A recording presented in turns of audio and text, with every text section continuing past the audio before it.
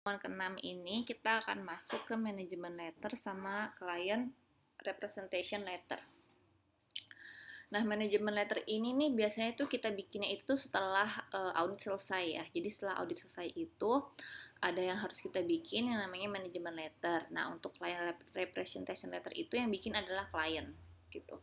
Nah, apa sih manajemen letter gitu? Manajemen letter adalah surat yang dibuat oleh kantor akuntan publik, ditujukan kepada manajemen perusahaan atau klien ya, yang diaudit laporan keuangannya. Nah, isinya dari si manajemen letter itu adalah jadi kita tuh ngasih tahu kelemahan-kelemahan dari pengendalian internal perusahaan yang ditemukan pada saat kita melaksanakan audit disertai saran-saran perbaikannya.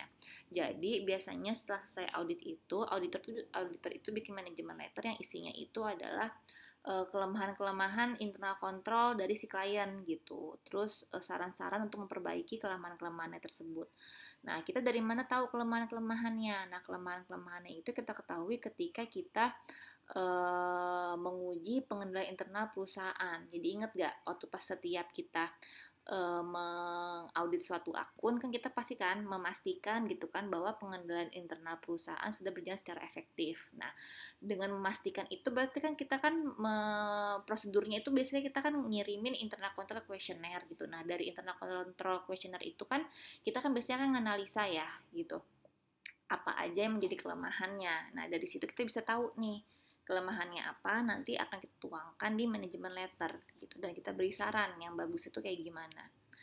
Nah, ini jadi manajemen letter itu awalnya itu adalah dari standar audit ya. Jadi dari standar pekerjaan lapangan itu ada yang namanya bahwa auditor itu harus memahami pemahaman yang memadai atas pengendalian internal ya kayak harus diperoleh untuk merencanakan audit ya kan. Jadi untuk merencanakan audit itu kita harus memahami dulu ya kan pengendalian internal dari suatu klien. Terus untuk menentukan sifat auditnya sama ruang lingkup pengujiannya.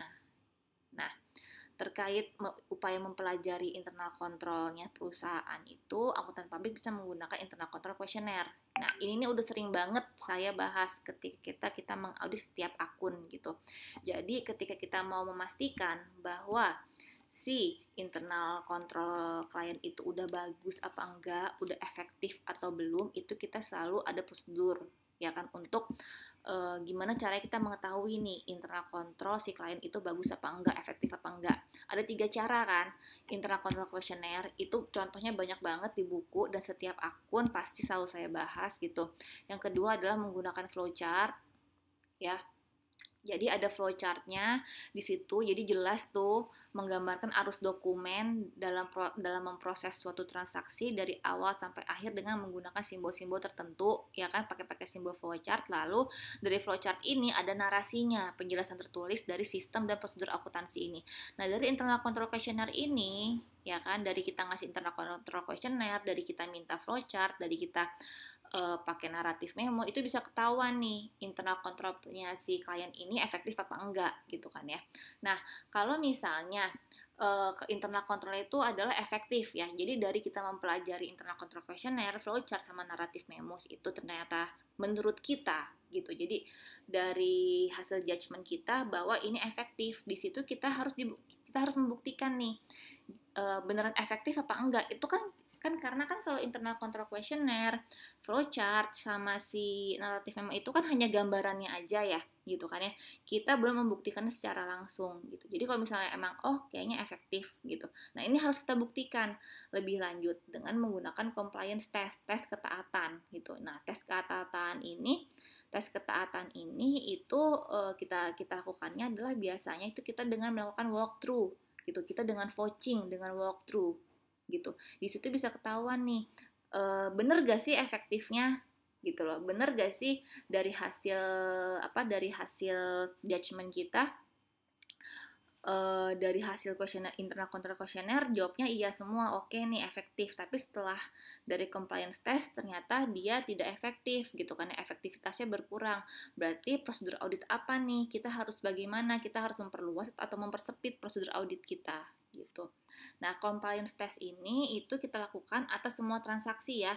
Transaksi pengeluaran sama penerimaan kas, transaksi pembelian sama penjualan, transaksi pembayaran gaji, transaksi koreksi atau penyesuaian gitu. Untuk memastikan apa transaksi perusahaan diproses sesuai dengan sistem dan prosedur akuntansi gitu. Jadi dari compliance test ini kita mau ngetes nih ya, beneran efektif apa enggak sih gitu. Karena kalau misalnya ternyata awalnya kita menjudge-nya itu adalah efektif dan dari compliance testnya itu ternyata tidak efektif, maka substantif test yang harus kita lakukan adalah kita harus memperluas gitu.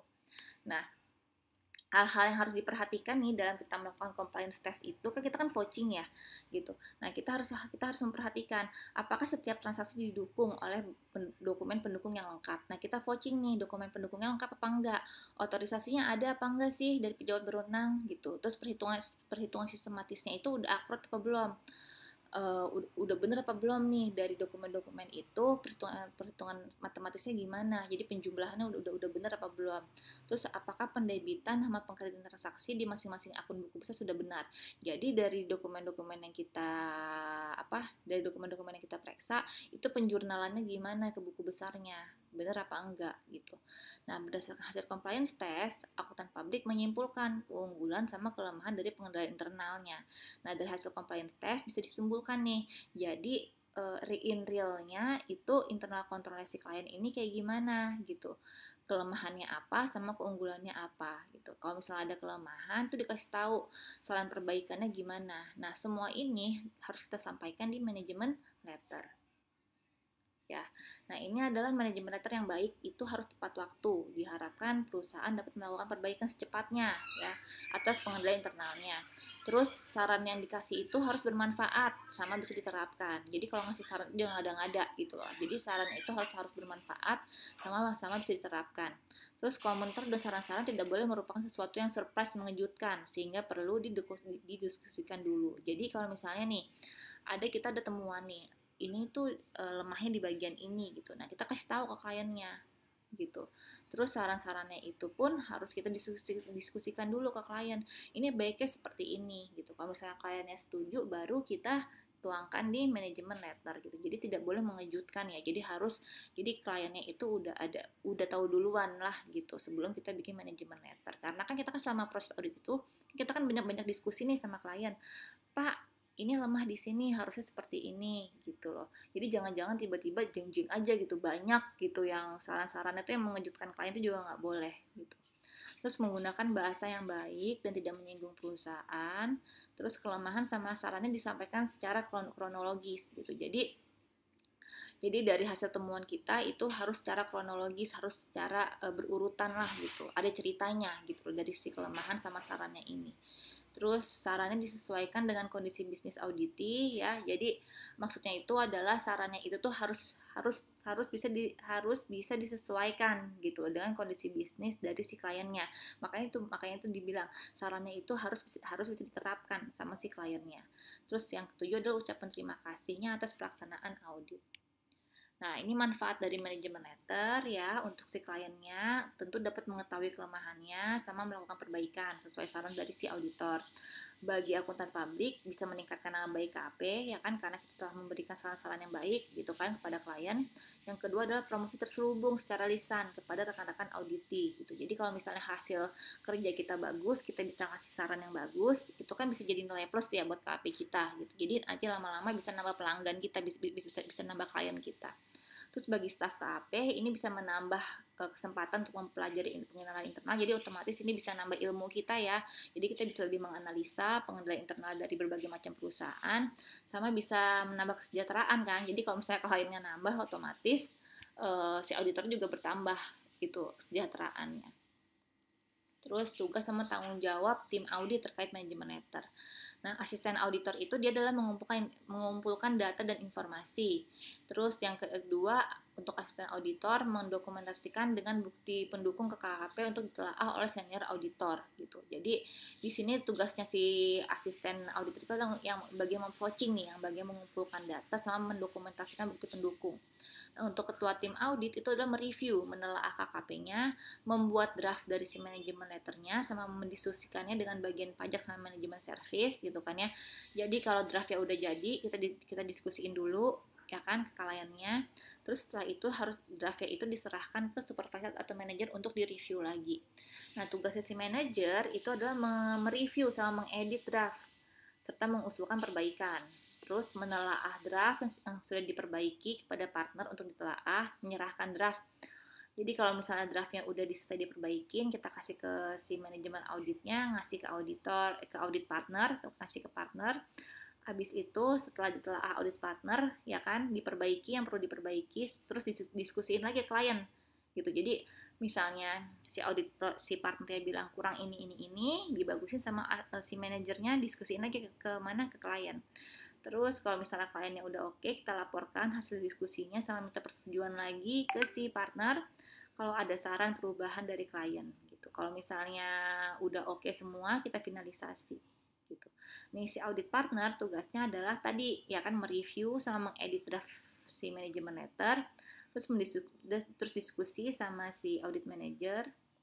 Terus yang kedua adalah direview lagi ya kan hasil dari manajemen letter yang udah diperbaiki sama sudah hasil diskusi dari si klien. Terus yang ketiga membahas hasil diskusinya, sama yang keempat terakhir itu si partner menandatangani manajemen letter terus dikirim ke klien. Nah, kesimpulannya adalah manajemen letter itu adalah alat komunikasi nih antara KAP sama klien mengenai pengendalian internal, ya kan?